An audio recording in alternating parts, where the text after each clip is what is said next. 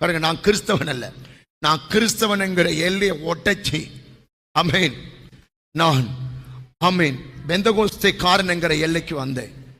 உண்மையா? இப்ப நான் யார் தெரியுமா?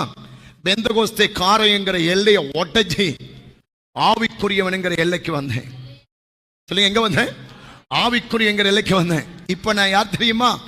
ஆவிக்குரியவன் என்கிற எல்லையை ஒட்டச்சி சிலுவையின் சந்ததி என்கிற எல்லைக்கு வந்துட்டேன். அல்லேலூயா, அல்லேலூயா. நான் கிறிஸ்தவன் அல்ல. அதை தாண்டி இந்த சபையை, நிறைய சபை கிறிஸ்தவ சபை, ஆனா இந்த சபையை கிறிஸ்தவன் என்கிற எல்லையிலிருந்து பெந்தகோஸ்தே எல்லைக்கு கொண்டாந்து, பெந்தகோஸ்தே எல்லையிலிருந்து ஆவிக்குரிய எல்லை கொண்டாந்து, ஆவிக்குரிய எல்லையிலிருந்து 4வது எல்லையில கொண்டாந்து நிப்பாட்டிட்டாருங்க. கர்த்தர் இப்பதான் அந்த வேட தாரர், அந்த வார்த்தையை இப்பதான் எனக்குள்ள விதைக்கிறார். அவன் தீர்க்க தரிசனமா விதைக்கிறார். இனி நான் கிறிஸ்தவன் அல்ல, நான் சிலுவையின் சந்ததி. கிறிஸ்தவன் தண்ணி அடிப்பான், கிறிஸ்தவன் பாவம் பண்ணுவான், கிறிஸ்தவன் விபச்சாரம் பண்ணுவான், கிறிஸ்தவன் வேஸ்தனம் பண்ணுவான். நான் இல்லைன்னு சொல்ல மாட்டேன், நான் சொல்றேன்.